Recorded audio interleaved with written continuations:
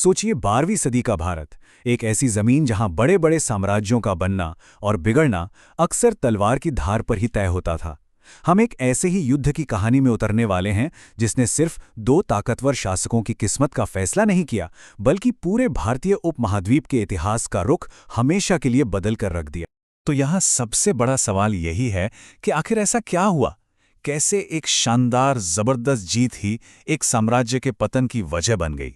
आइए इस पूरी कहानी को समझते हैं कि कैसे किस्मत ने एक ऐसा नाटकीय मोड़ लिया और एक निर्णायक जीत के बाद भी सब कुछ कैसे पलट गया। देखिए, इस पूरी कहानी के केंद्र में दो महान शासक हैं। एक तरफ थे पृथ्वीराज चौहान और दूसरी तरफ मोहम्मद गौरी, और इन दोनों की महत्वाकांक्षाएं बहुत जल्द युद्ध के मैदान पर टकराने वाली थीं। तो एक तरफ थे पृथ्वीराज चौहान, जो उस वक्त अजमेर और दिल्ली पर राज कर रहे थे और कई हिंदू राज्यों के एक ताकतवर संघ को लीड कर रहे थे।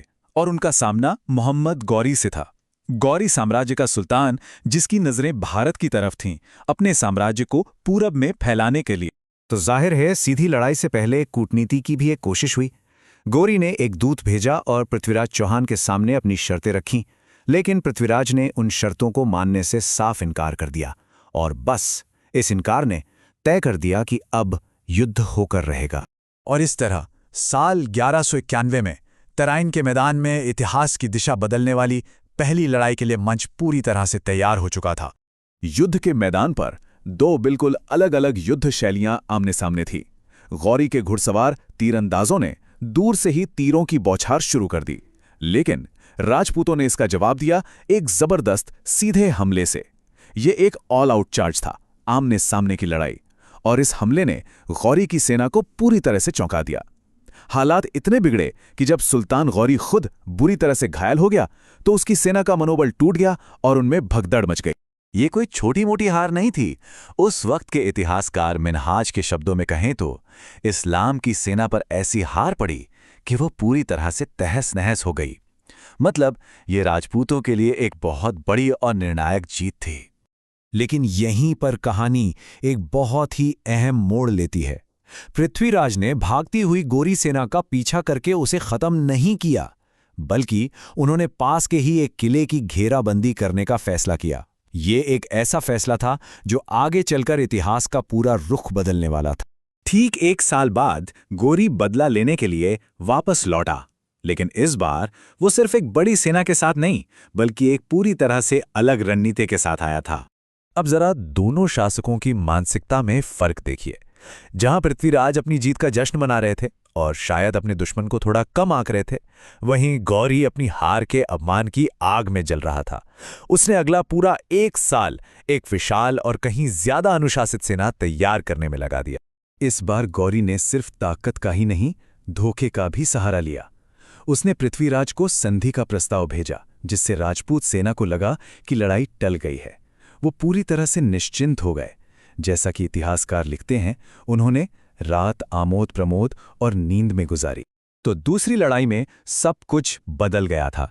जहां राजपूत अपनी उसी पुरानी और आजमाई हुई रणनीति यानी सीधे हमले पर निर्भर थे, वहीं गौरी एक नई और घातक योजना के साथ आया था। उसकी पूरी रणनीति दुश्मन को थकाने, उन्हें भ्रमित करने और फिर सही वक्त पर एक आखिरी और निर्णायक वार करने की थी। गौरी की नई योजना की खूबसूरती इसी में थी। उसने ये समझ लिया था कि राजपूतों के जोरदार हमले को सीधे रोकने के बजाय उसे चकमा देना कहीं ज्यादा बेहतर है। मतलब पीछे हटने का नाटक करके राजपूतों को अपनी तरफ खींचो, उन्हें थकाओ और फिर जब वो सबसे ज्यादा कमजोर हों तब ताजा सैनिकों के साथ पलटवार कर दो। और फिर सुबह होने से ठीक पहले, जब राजपूत सेना गहरी नींद में थी, गौरी ने अपना जाल बिछा दिया। 10,000 घुड़सवार तीरंदाजों ने अचानक सो रहे शिविर पर हमला कर दिया। राजपूत खेमे में हाहाकार मच गया, उन्हें संभलने का मौका तक नहीं मिला। और ये जीत ये सिर्फ एक लड़ाई का अंत नहीं थी, ये एक नए युग की शुरुआत थी। इसके जो नतीजे हुए वो इतने गहरे और दूरगामी थे कि उन्होंने भारत के भविष्य को हमेशा हमेशा के लिए बदल दिया। गौरी की रणनीति पूरी तरह से कामयाब रही।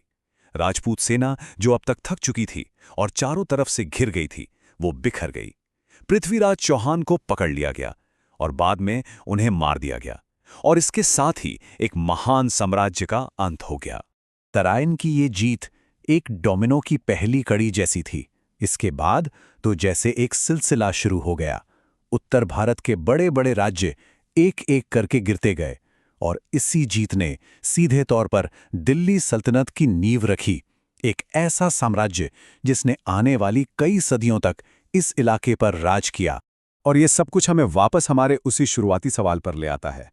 तराइन की कहानी हमें यही दिखाती है कि कैसे महज एक फैसला, चाहे वो जीत के बाद की खुशफहमी का हो या हार के बाद बदले की आग का, इतिहास का पूरा रुख मोड़ सकता है और एक पूरे उपमहाद्वीप के भविष्य को हमेशा के लिए एक नई शक्ल दे सकता है।